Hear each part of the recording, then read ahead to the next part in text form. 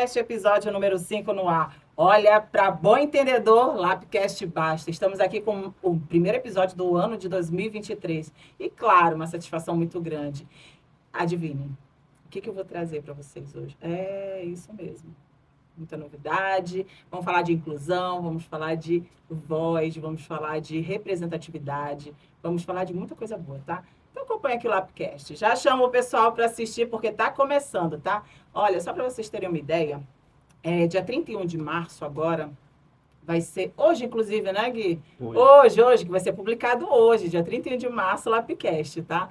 E nós estamos celebrando o Dia Internacional da Visibilidade Trans.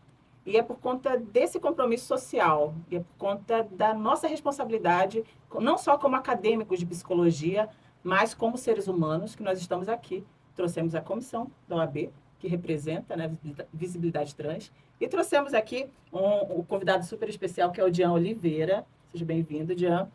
Vou ler só um pouquinho, tá, do currículo dele. É indígena pertencente ao povo Arapiuns, transmasculino, antropólogo e poeta.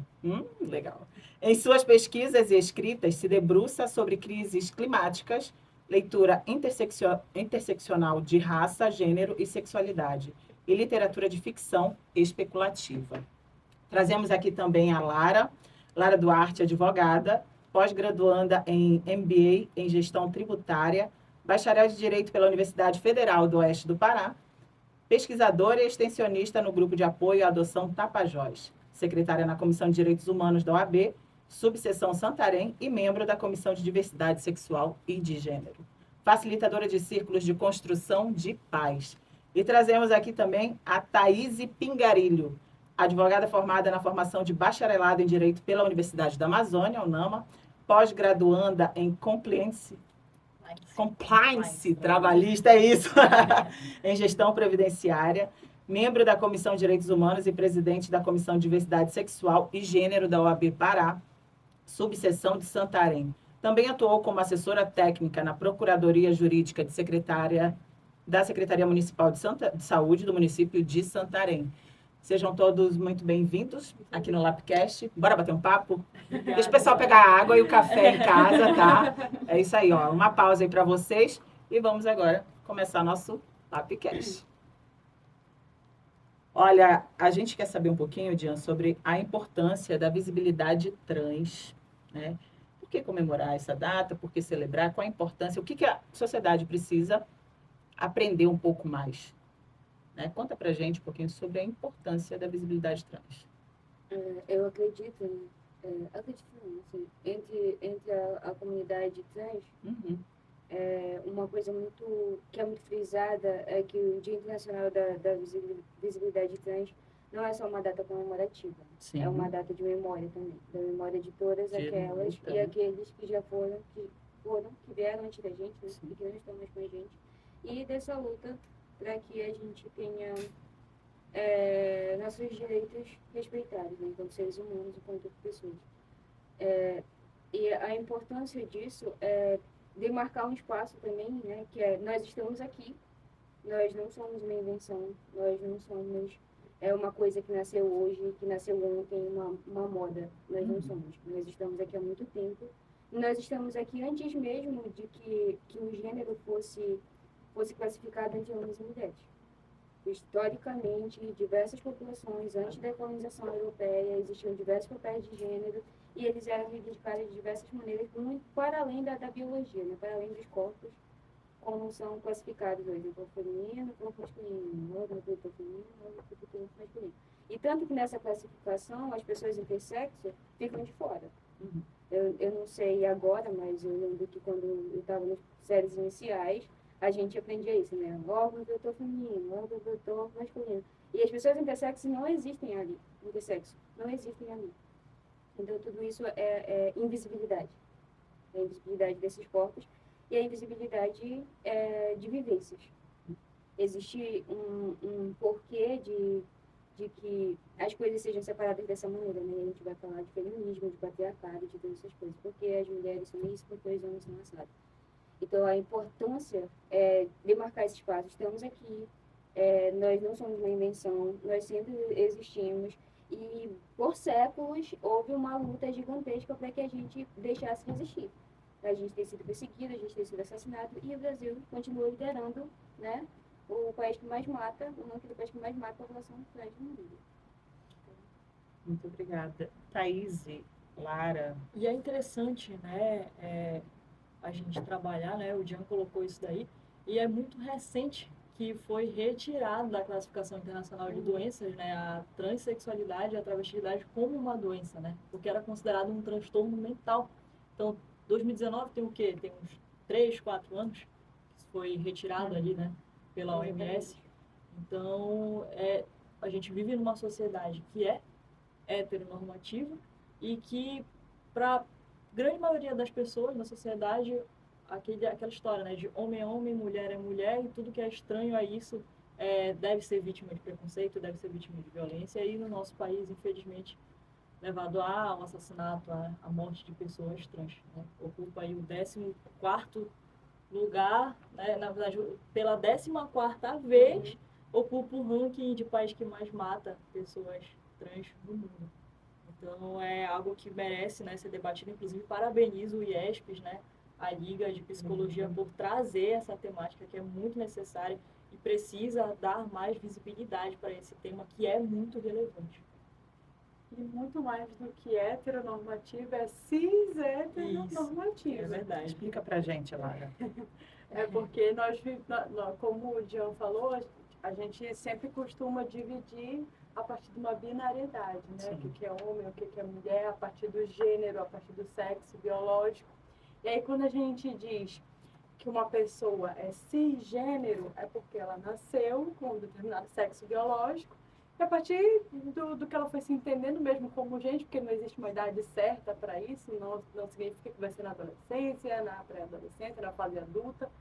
A partir do momento ela começa a se identificar com o papel social que foi atribuído ao gênero oposto. Por exemplo, se eu, Lara, a partir de determinado momento, começo a me identificar com o papel social desenvolvido pelo homem, e aí tem uma série de questões do que é o homem, né? Mas não entrando ali, né, nesse mérito, e aí eu passo a me comportar com aquilo que a sociedade disse que é o papel do homem, aí eu posso ser considerado uma mulher, um homem transgênero. E aí, quando você é cis, é porque você se identifica. É o meu caso, por exemplo. Nasci com o órgão reprodutor vagina, feminino, fui considerada mulher, e ao crescer e me desenvolver, me entendi nesse papel social desenvolvido pela mulher na sociedade. Então, sou uma mulher cisgênero. E aí, quando a gente diz que a nossa sociedade ela é cis-heteronormativa, é porque ela vai sempre privilegiar a pessoa que é cis, e a gente precisa se colocar nesse lugar de privilégio, porque é sim hétero, porque as pessoas que têm uma orientação sexual como gays, lésbicas, bissexuais, diferentes daquilo que a sociedade padronizou, também sofrem um ataque. E aí eu já me coloco no local de fala, porque sou mulher cis, lésbica, normativa, porque tudo que está dentro ali daquele padrão que é cis e que é hétero tá bom, tá certo, tá dentro do razoável. Mas o que está fora, não, é ruim, é errado, a gente vai excluir. Daí a importância da gente ter esse debate, da gente trazer uma pessoa aqui como o Dian, que muito mais do que eu e a Thaís consegue dar voz e representar essas pessoas. A verdade é que de todas as letras da sigla, quem esteve sempre na ponta da lança do preconceito é o trans e a travesti. Não é verdade, Edian? Isso. Tanto que, por exemplo, o Dia Nacional da Visibilidade Trans nasceu da luta de travestis. Um grupo de travestis foi no Congresso Nacional. Rafael, que está ali como a voz do além. O Rafael, ele vai fazer um comentário. Ele leu em algum lugar. O que tu leste? Que tu trouxeste hoje um conteúdo super bacana para cá. Ah, sim. É porque eu gosto muito de esporte. E eu estava lendo uma notícia que me deixou muito preocupado em relação ao órgão internacional que lida com essas questões, né? E eles falaram que pretende-se banir as pessoas trans de competições internacionais cis, né? A gente sabe que atualmente há pessoas trans nas competições desportivas, inclusive aqui no Brasil. né? No time do Osasco, de feminino de vôlei, existe a jogadora Tiffany. E em outros esportes existem pessoas trans que estão inseridas. E com essa decisão desse órgão internacional, como é que vai ficar a situação das pessoas que já foram inclusas e que de repente esse órgão toma essa decisão que vai prejudicar a inserção dessas pessoas? Tem muito trabalho a ser feito, né? Inclusive, a nossa próxima pergunta é exatamente sobre os problemas enfrentados pelas pessoas trans. O Rafael, ele traz essa norteadora, né, para a gente, né, esse apontamento aí que ele viu na reportagem, e ele pode, o Dian, que é aquela que pode falar um pouquinho mais sobre os desafios, né, enfrentados, os problemas enfrentados na sociedade, no dia a dia, na tua caminhada. Você ia falar alguma coisa? Não, pode dar continuidade, depois eu falo. Problema poderia ser um outro nome para a vida.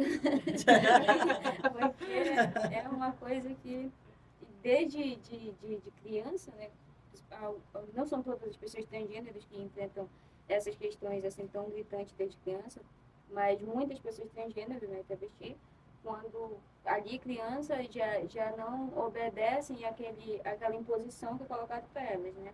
Desde eu não quero vestir isso, eu prefiro vestir outra coisa, não gosto de brincar disso, eu quero brincar de outra coisa. Ou comportamentos, como, por exemplo, alguma coisa que remete à masculinidade, né? Ser mais, sei lá, bruto, como as pessoas falam. Né? Inclusive, esses são estereótipos, são construções também de gênero que são tóxicas. Principalmente essa brutalidade masculina. Né? E para travestis e mulheres trans, né? Uma suavidade, digamos assim, uma maneira mais feminina de... Eu acho muito confuso falar esse tipo de coisa, porque Fica a gente à vontade, sabe que são tá? construções, né? Não, Tipo, essa mas feminilidade fica- é construção, essa masculinidade é construção. Aí parece que a gente está lutando para se encaixar ali dentro. E muitas vezes a gente está.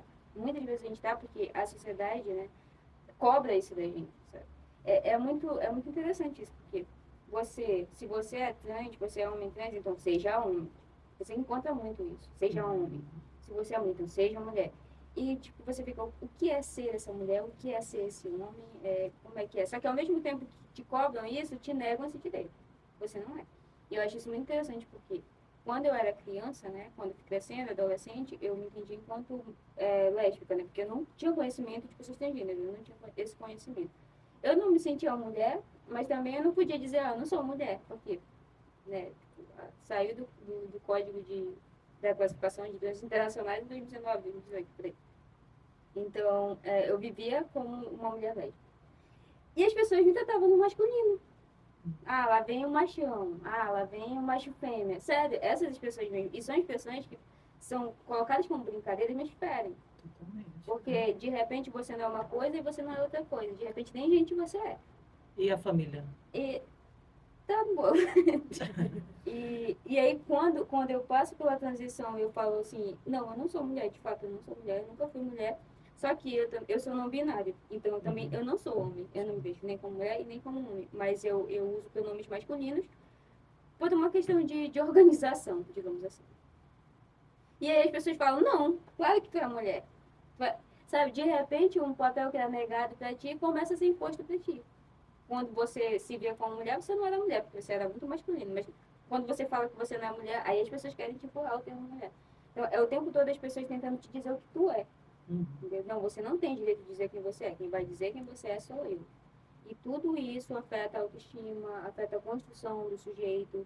E para além das questões materiais, né? A gente vive num mundo capitalista, a gente vive num mundo que a gente precisa de dinheiro até para sair de casa. Então, tipo, a questão material de locomoção física, existe a questão de você conseguir viver dentro de você. Sim. Sabe? De você conseguir se suportar dentro de você mesmo. Eu, no meu processo de vivência, de crescimento, a maior parte do tempo eu não queria viver em mim. Eu não queria ser eu. Eu queria ser qualquer outra pessoa no mundo, menos eu. Porque era horrível viver dentro de mim. Tipo, um monte de pensamento o tempo todo, várias coisas. E a minha família, assim, eles me suportam, digamos assim. A minha família me suporta. A minha mãe hoje em dia já é mais tranquila, mas os meus irmãos não é né? Tipo assim, eu te respeito, eu te vejo como uma pessoa que merece respeito. Não, eu te suporto, eu te respeito, porque eu não quero ser preso, eu não quero complicações, então eu vou te tolerar, eu vou te suportar. É mais ou menos isso. E aí a gente vai passando por esse processo de exclusão, né? Eu ainda posso morar com a minha família, por exemplo. Apesar de tudo, eu moro em casa, né? Na casa da minha mãe. Mas muitas pessoas são expulsas de casa. Muitas pessoas têm que se virar fora de casa, têm que trabalhar. Muitas pessoas vão viver, vão trabalhar em lugares subalternizados pra caramba. Desde a prostituição até em lugares péssimos, condições de trabalho horríveis mesmo, entende? Mas é claro que tem muita gente também que vai se sobressair de alguma maneira. E eu não tô falando de meritocracia, pelo amor de Deus. Não, eu ia falar, e às vezes fica tão vulnerável, fica exposto, né? Aí tem que chamar uma outra galera para bater um papo, que é o pessoal da saúde, né?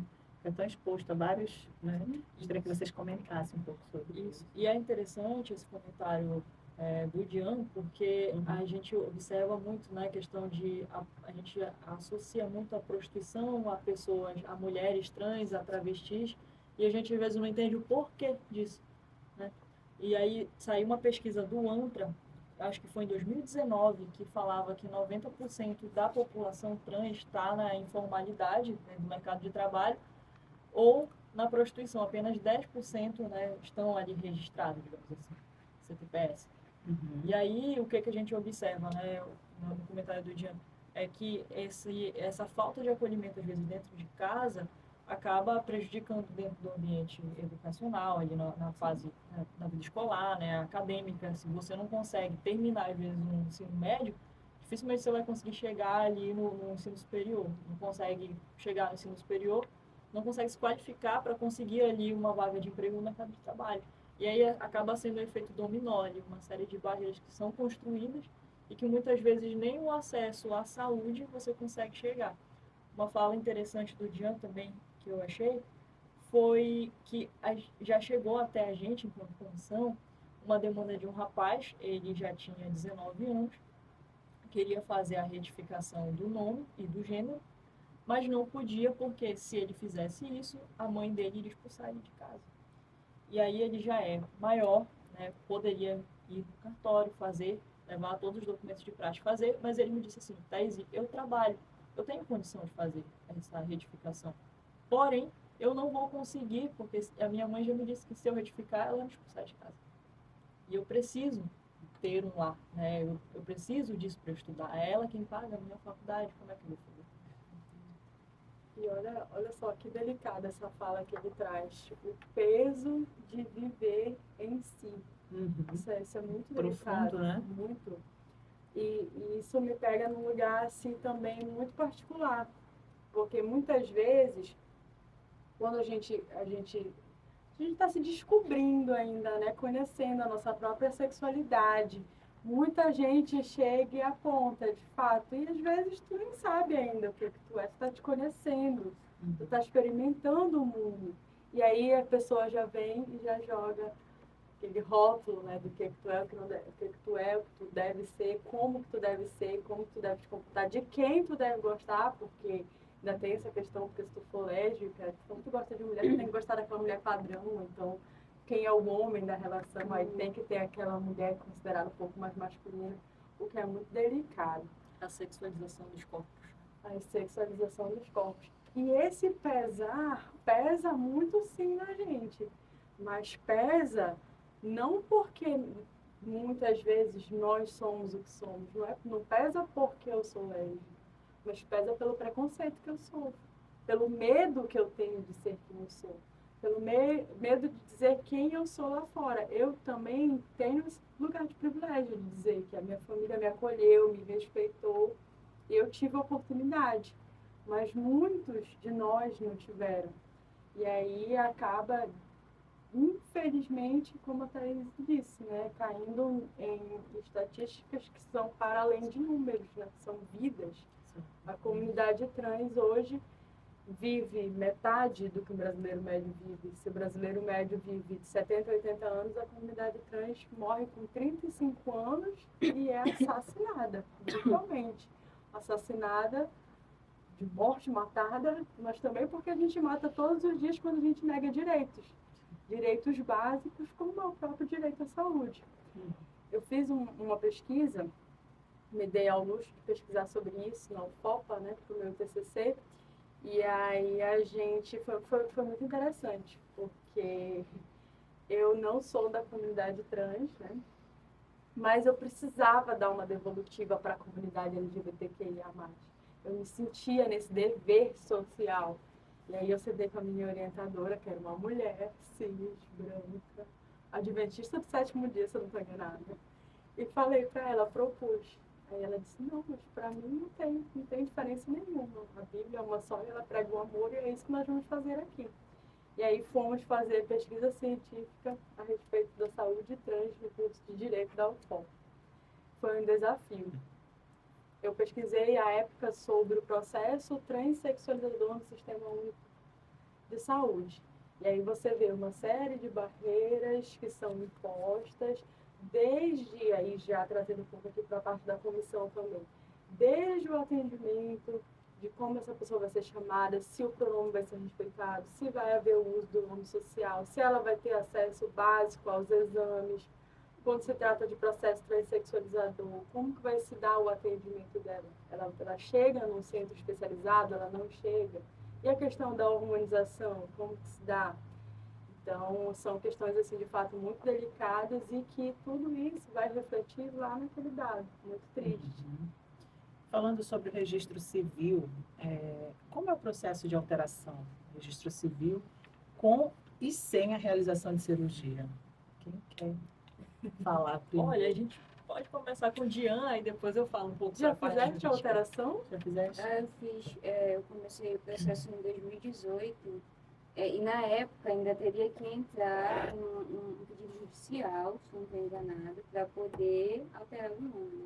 E logo depois foi derrubado, porque saiu da classificação internacional de doença. Então aí já poderia ir direto fazer os procedimentos, né? Eu contei com a ajuda do Núcleo de Assessoria Jurídica da UFOPA, porque na época eu estava no graduando em Antropologia, e mesmo assim ainda enfrentei uns perrengues, assim, de chegar nos lugares, porque as pessoas não têm tato nenhum, assim, com a gente. Tu tava falando, eu sou ele. Tá, moça, espera só. E você, meu Deus do céu. Aí, sem contar... e aí, eu consegui, né? Primeiro tem que fazer o RIS, né? Que é o registro... Esqueci o nome dela. É tipo uma carteira de identidade provisória, né? Que consta o teu nome que está lá na certidão de nascimento e o teu nome social. Depois que você tira esse RIS, aí você vai poder fazer... Eu não sei se é assim ainda, né? Porque assim, você vai poder fazer toda a retificação dos seus documentos. E aí, com esse RIS, eu fui no cartório, né? E eu tipo, já estava constrangida, porque o meu nome da certidão de nascimento estava ali, né? Aí a moça, a mulher que me atendeu, falou assim, olha, isso daqui não vale de nada aqui não, traga a sua identidade. Falei, a moça está aqui, ó, vale em todo o território estadual, não vale de nada aqui. Vai e traz... Eu saí chorando de lá, saí chorando de raiva, de tristeza, E assim, foi um processo demorado também, porque são muitos documentos, né, para tratar. Mas com a ajuda da UFOPA, no caso, a assessoria jurídica foi bem mais rápido na época. Assim. E vocês podem falar. Não, pensar um pouquinho. A voz do além quer fazer alguma pergunta, um comentário, curiosidades? Guilherme? E assim, nossas vozes do além. Quer, Rafa? Eu queria falar uma coisa. Vocês estavam falando naquela hora a respeito da... Caso haja essa falta de larva, pessoa trans, quando se assume, quando deseja exercer o papel social, e é expulso de casa. Aí tem uma galera da Liga também que está fazendo o TCC a respeito da importância dessas casas de apoio, que existem também pelo Brasil, né? E eles estão fazendo, pegando dados e tudo mais a respeito dessa importância no oeste do Pará, porque a gente sempre tenta trazer para a nossa região. Aí eu queria saber a opinião de vocês a respeito disso, o quão burocrático é fazer essas casas de apoio e tudo mais. Guilherme, né? É. Gui. É o Gui. Alguém quer? Nosso produtor. Bom, eu sei que aqui em Santarém, quem faz o acolhimento é a GHS, o Grupo Homossexual de Santarém. Não sei se existe outro grupo, mas via de regra, em especial quando se trata de direitos LGBTQIA+, as ações dependem muito da sociedade civil organizada. Então, eu não sei, assim, juridicamente falando, de que forma que existe um respaldo, né, para o funcionamento dessas casas de apoio que estão em funcionamento. Mas eu sei que o papel social, o impacto que elas têm é muito positivo. A gente teve agora, em setembro, se não estou enganada, na preparação da parada LGBTQIA+, e nós conversamos com uma mulher trans que foi abrigada. E ela disse, eu fui tirada literalmente da rua, estava jogada numa praça. Estava jogada na praça quando ele me achou, um dos coordenadores do GHS, me tirou daquele lugar, me trouxe, me deu lá comida e hoje eu trabalho, estou crescendo, estou desenvolvendo e o impacto mesmo que isso teve, porque ela acho que, salvo engano, foi uma fala dela mesma. Eu não sei, eu provavelmente eu estaria presa.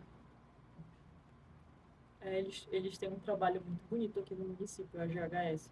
A maioria das pessoas conhece por conta da parada, né? Mas para além da parada LGBT que acontece todo ano, que também é muito importante, mas tem esse trabalho também, tem a Casa de Apoio. A gente teve a oportunidade de conhecer, eu não sei como que foi feito para regularizar essa questão, né? Mas a priori tem, né, uma casa, né, como se fosse uma casa alugada mesmo, onde as pessoas vão lá e recebem todo esse acolhimento. Na época que a gente foi, era também de um caso que teve grande repercussão aqui no município, de um rapaz que foi violentado dentro do ônibus. Eu não sei se vocês chegaram a acompanhar, tem alguns anos isso. E aí a gente foi justamente nessa casa de apoio para acompanhar. E assim, é uma casa bem aconchegante e bem interessante. Tem um papel ali, nossa, fundamental aqui dentro do município. Para fazer esse acolhimento também, né? E isso, com certeza. Você falando. Uhum. E aí, nessa questão do registro, né, só para complementar aí o que o Jean falou, a gente tem realmente essa mudança, né, na legislação agora. De uns anos para cá, eu acho que tem uns 2 ou 3 anos, salvo engano, Jean, não vou lembrar agora, mas é o provimento 73 de 2018, né, que ele vem, que é do CNJ, que ele vem para trazer essa questão da retificação do nome, do nome e do gênero, né? Então, pode mudar o pré-nome e o agnome, que é aquele quando é filho, sobrinho, né, neto, enfim, pode mudar os dois.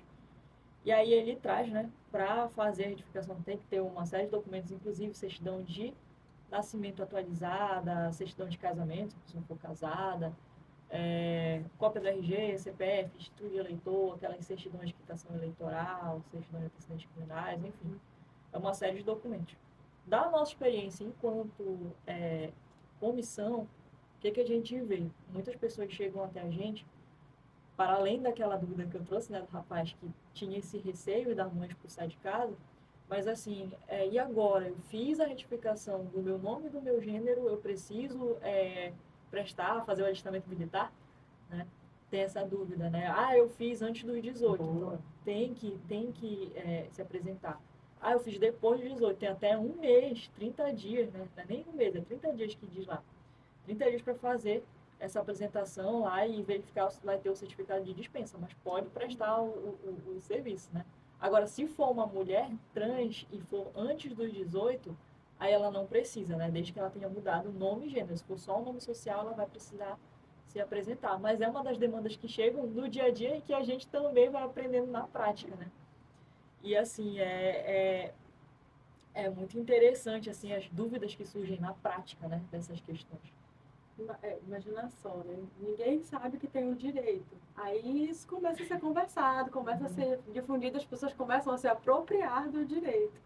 E aí, o que estava acontecendo? Uma série de processos jurídicos, né, judiciais, para alteração do nome. E aí veio uma legislação justamente para desburocratizar. Então, hoje, claro, com algumas ressalvas, mas a pessoa consegue ir diretamente no cartório pedir a alteração do registro. O que, por um lado, facilitou, né? Mas, por outro, aí a gente ainda acaba esbarrando em algumas questões socioeconômicas. Por conta, por exemplo, hoje, para você fazer o pedido de uma certidão de nascimento atualizada, valor mais de 150. E se a certidão não for daqui, isso pode encarecer um pouco mais. tem aqui em Santarém o Ministério Público e a comunidade. É um núcleo De uma mulher trans aqui no município. Foi muito interessante. Foi feito lá pelo Ministério Público, o programa MP a Comunidade, e trouxe, né, deu essa visibilidade que era necessária, né? Mas um ponto importante, rapidinho, é que para você fazer a retificação do nome do gênero, não precisa de laudo médico, nem psicológico, nem que seja feita a cirurgia de redesignação, mudança de sexo, que as pessoas falam cirurgia de mudança de sexo. Mas é cirurgia de redesignação sexual. Não precisa.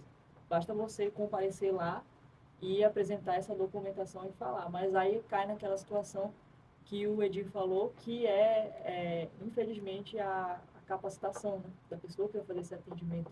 Que muitas vezes não tem o Não está conhecimento. preparada, né? E o desconhecimento, ele acaba produzindo violência.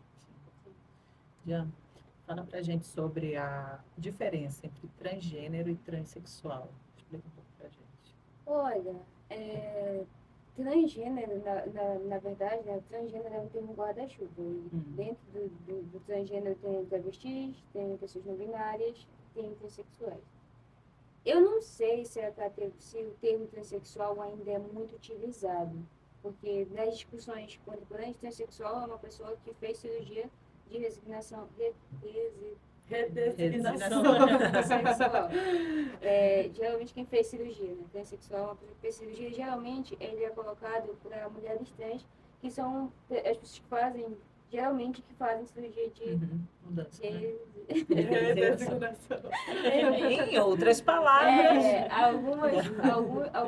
Alguns homens trans também fazem, ou fizeram, ou pretendem fazer. Mas é mais complicado, assim, e tem menos. É mais perigoso, é mais complicado, é mais caro, então é muito complexo. Eu não sei se as pessoas ainda utilizam, porque eu não sei até que ponto é tão relevante assim você saber se uma pessoa fez cirurgia para mudança de sexo ou não. Tipo assim, é uma coisa íntima da pessoa. Então, é sobre ela. Então a gente usa muito o termo transgênero. E dentro do termo transgênero existem pessoas travestis, pessoas não binárias e transmasculinos, que no caso são pessoas não binárias que podem ser entendidos como homens trans também. Ninguém fica perguntando sobre questões sexuais e privadas das pessoas héteros e cis, né? É interessante.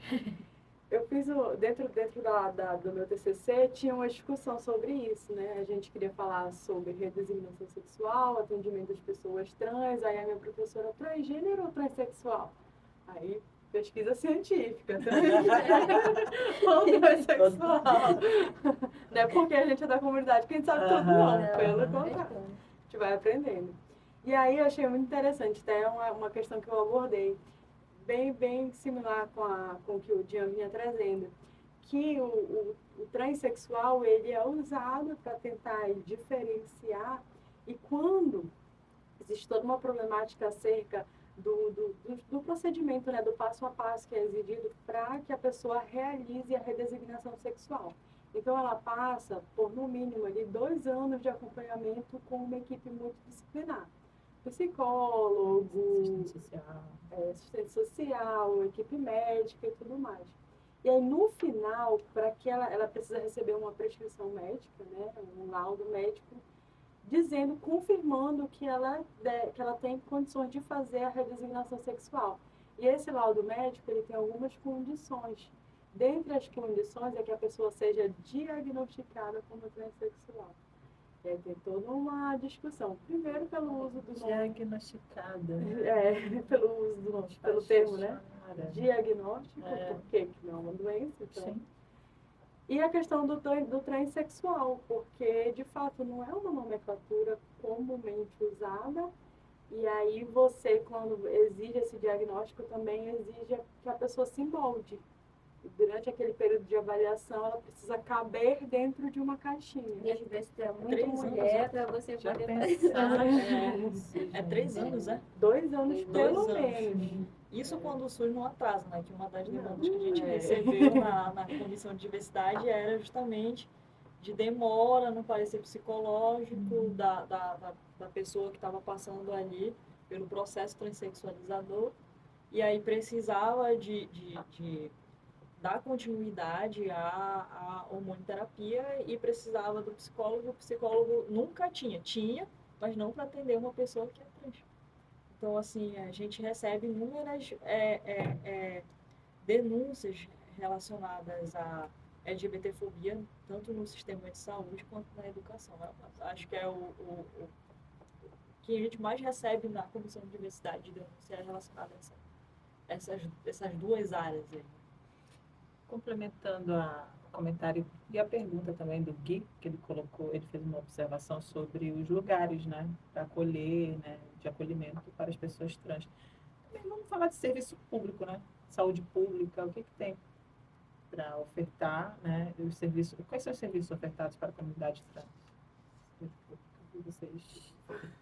No mundo das ideias, Não, na realidade. na idealização, não. Na realidade, existe algum projeto, uma rede de apoio?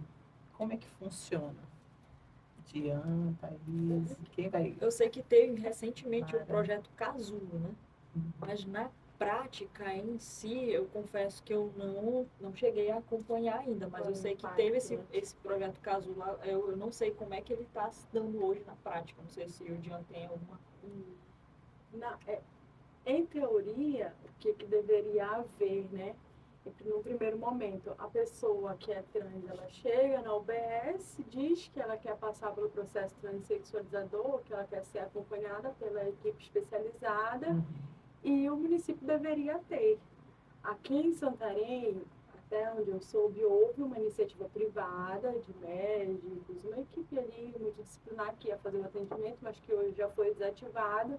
Então, via de regra, a pessoa é atendida por aqui mesmo, com uma equipe não especializada. E aí, no máximo, quando ela consegue um PFD, ela vai fazer esse acompanhamento em Belém, porque em Belém tem um centro especializado. E aí também muito apoiado aqui na questão do projeto Casulo. Mas assim, na realidade dos fatos, a gente não sabe qual é o impacto disso, porque o que a gente recebe de devolutiva da comunidade trans na comissão é uma completa omissão, um completo descaso. Tanto no ambiente público quanto no ambiente privado. A gente tem, assim, um impacto, né, uma força um pouco maior de cobrança no que é público, né? Porque, afinal de contas, é nosso. Mas, ainda assim, o que a gente vê é que começa, como o Dian bem falou, desde o uso do nome social. Aí a gente já chegou até a acompanhar casos em que a pessoa, mesmo depois de ter feito a retificação do nome, quando descobre o nome anterior, que a gente chama de nome morto, faz questão de chamar. E aí parece que parece que é melhor você chamar porque você me maltratar, e parece que a pessoa até se sente bem em maltratar o outro. Entre nós, existe um grupo de pessoas trans de Santarém, né, que eu faço parte desse grupo também, que foi organizado com a gente, né, meus colegas, o Enzo, uma galerinha trans aqui de Santarém. Né? Todas as pessoas que a gente conhece que é transparente, lá no grupo. E nesse grupo a gente vai fazendo, ajudando como a gente pode, né? Alguém vai, eu quero mudar meu nome, como é que faz? Todo mundo passa a cabeça para tentar lembrar como é que foi e manda a pessoa ir para tal lugar, e assim a gente vai se ajudando, né? É basicamente isso que a gente faz dentro desse grupo. E nesse grupo, há um tempo atrás, a gente estava tentando organizar. A gente não, eu só estava vendo pelo foco, coitado, não ajudava em nada. Mas enfim, estava tentando organizar lá. Se eu não me engano, era junto com a UEPA, ou era com o IESPS, eu não lembro agora. Sei que era com uma universidade que estavam tentando conseguir um ambulatório. UEPA.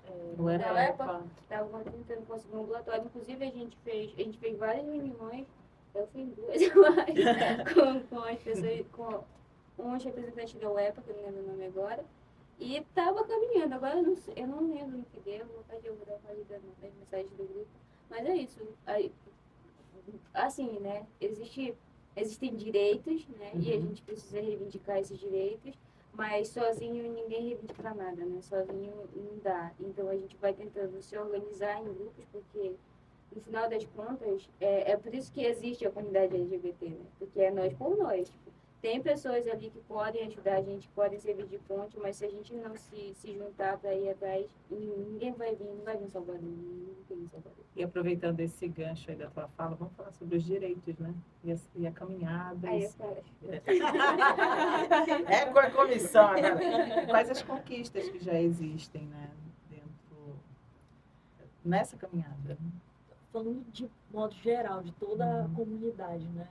Acho que a primeira grande decisão que a gente teve foi em 2011, o reconhecimento da união estável homoafetiva. A partir daí a gente pode falar em outras conquistas, né? Mas é importante a gente pontuar aqui que, infelizmente, a gente tem uma omissão muito grande por parte do Poder Legislativo quando se trata de lei. Né? A gente teve recentemente uma decisão do STF que a gente pode hoje criminalizar a homotransfobia, mas a gente ainda coloca ela na lei de racismo, porque a gente não tem uma lei própria. E quando se trata, em especial, da população trans, o que a gente vê é mais iniciativas voltadas pelo Poder Executivo, pelo Legislativo, a gente não tem quase nada, e pelo Judiciário. Eu diria que quase nada. Ou nada. Boa, modesta. Mas é mais ou menos nesse sentido. No que se trata de saúde, a gente teve uma política nacional de saúde, né, LGBTQIA+. Isso a Lara já tem uma expertise maior para falar, porque foi justamente a pesquisa dela de TCC, né, Lara? Isso. Quando a gente vai falar de direitos LGBTQIA+, a gente fala de um direito que está engatinhando, né? Então, como a Thaís disse, os principais marcos a gente não tem de legislação, porque não veio do legislativo, né? A gente tem de decisões judiciais e aí que tiveram um impacto grande. Em especial quando a gente fala ali do Supremo Tribunal Federal.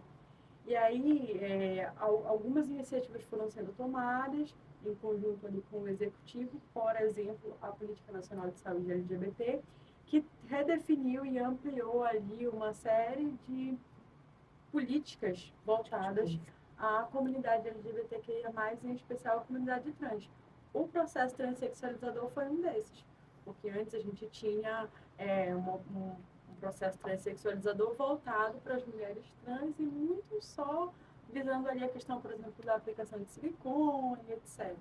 Hoje não, você tem um processo transexualizador que pensa num todo e que é muito bonito de ser visto, de ser lido, mas que na prática é mais um violador de direitos, porque não vem sido executado da forma como é previsto. Então, assim, se a gente for falar de direito da mulher, uma comparação que a gente sempre gosta de fazer. Se você for falar de direito da mulher, qual a principal legislação? Lei Maria da Penha.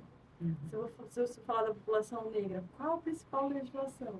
A lei do racismo. Se você for falar da principal legislação da comunidade LGBTQIA+, não temos. Que a gente tem é uma analogia, né, do crime de transfobia, homofobia, à lei do racismo. Então, tudo que é racismo é homotransfobia também. Tudo pelo judiciário, né? E é interessante, né, falando também um pouco sobre a questão do executivo, né? Vamos falar aqui da questão da educação.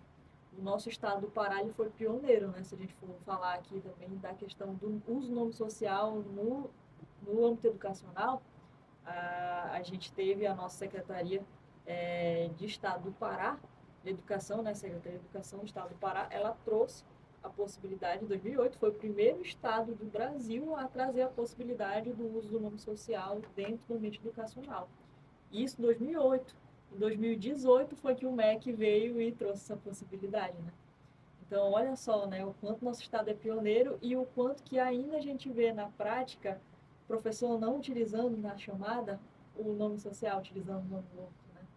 A gente vê a LGBTfobia e a transfobia ainda mais latente, né? E olha que foi em 2008, já vai fazer quase 20 anos disso e a gente não vê, querendo ou não, como a Lara falou, é algo que está engatinhando e que na prática a gente ainda está vendo muita coisa. Muitos direitos foram conquistados, mas ainda tem muito a lutar. Muitos desafios. Fala pra gente sobre Desculpa aí. Como é, Nome chique.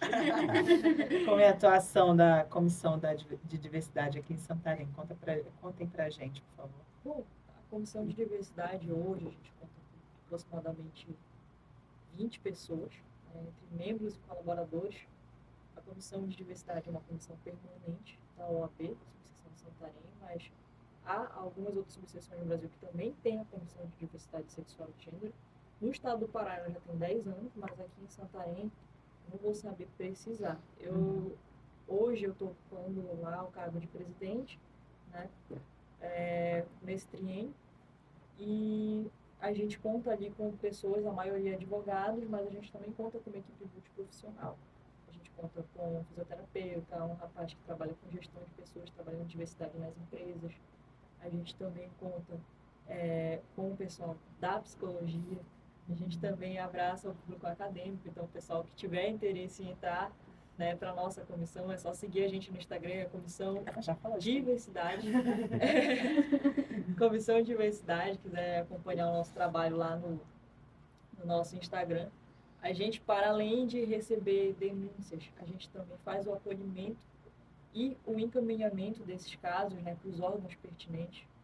A gente produz trabalhos que visam fomentar o estudo dessa temática de diversidade sexual e de gênero. A gente produz eventos, seminários, rodas de conversas. A gente trabalha também com instituições parceiras, como o IESP, a NAMA, a UBRA, o FOPA também agora. E a gente tem como um dos papéis fundamentais que é assessorar a OAB no que se trata de assuntos relacionados à diversidade sexual e de gênero, para além também de promover a defesa e dos direitos da população LGBTQIA+. Eu acho que é isso. É tudo isso. Quero denunciar. Presenciei transfobia, quero denunciar. Ou então, qualquer pessoa, né, pode denunciar. Qualquer pessoa pode ligar, falar. Quem é que pode fazer a denúncia? Como é que faz a denúncia? Quer falar? Assim, depende muito de como que vai se dar a situação, mas se a gente considerar a regra que via de fato vai ser homofobia, vai ser transfobia, de fato qualquer pessoa pode fazer a denúncia. Porque se a gente for fazer analogia com o crime de racismo, é imprescritível, é inafiançável, é incondicionada. Então, você pode fazer a denúncia. A gente esbarra numa dificuldade muito grande, porque, na maioria das vezes, assim, quando você é assaltado, aí vão te fazer algumas perguntas, vão colocar lá, teve violência? Teve violência. Então, é um roubo, aí a gente vai colocar aqui roubo. Não teve uso de violência, não teve, então a gente vai colocar aqui furto. Diferentemente desses outros crimes, não tem um específico para LGBTfobia. Então, quando você vai fazer o registro dessa denúncia, via de regra, vai tentar ser enquadrado como todas as coisas, menos como racismo. Esse já é um problema da própria lei de racismo, porque como ele está muito enraizado na nossa sociedade, quando você chega lá, ele tem todo um contexto que vai te levar a denunciar como injúria racial, que é para tentar desqualificar, né? Que é para tentar dizer que foi um pouco menos. E aí na LGBTfobia da mesma forma. E aí você, para realizar essa denúncia, via de regra vai se dirigir a uma delegacia de polícia civil, e aí a gente sempre indica que esteja com o maior número de provas possível, o que nem sempre é muito fácil de conseguir. Então, quem tem condições de contratar um advogado, contrata um advogado que ele vai te municiar das provas, né, melhores possíveis, né? Mas quem não tem, né, aí tem que buscar apoio de alguns órgãos e parceiros também, né? Hoje em Santarém o CREAS faz o acolhimento recebe essas denúncias.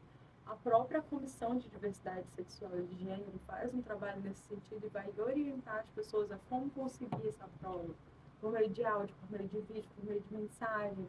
de que forma fazer isso, porque não é fácil. Não é fácil denunciar. E muitas vezes, quando a pessoa toma a coragem de ir, ela é colocada em determinadas posições que fazem com que ela tenda a desistir. Eu perguntei se todas as pessoas podem fazer a denúncia, porque, por exemplo, tu vê uma violência contra a mulher. Eu posso pegar o telefone e dizer, olha, acabei de assistir. É importante ter um número, existe um número, quais são as formas de se comunicar, fazer essa denúncia? Tem o próprio número geral, né, da Polícia Militar, mas também tem o 180, que é denúncia específica. Liga 190 ou 180. Isso. Denúncia específica para violência contra a mulher, o Disque 100, que é violação de direitos humanos, e aí também faz o atendimento, o acolhimento. E aí, dependendo de cada categoria, né, na OAB a gente também tem o plantão de prerrogativas, que a gente, por meio de lá, consegue ser acionado. E também tem o nosso Instagram, né? Caso Sim. queira buscar um quadro da comissão e tudo mais, pode ir diretamente no nosso Instagram ou mandar um e-mail para a própria OAB que vai ser redirecionado para a gente. Eu vou só ver qual e-mail que deve ser de Diante OAB. tem de rede social, quer divulgar, troca ideia, conteúdo, chamar o pessoal, ou não? Tá bom. Clara, qual é? oabsantarém@gmail.com. É esse aí mesmo. oabsantarém@gmail.com. E Na descrição. Vai Tá estar na aqui descrição.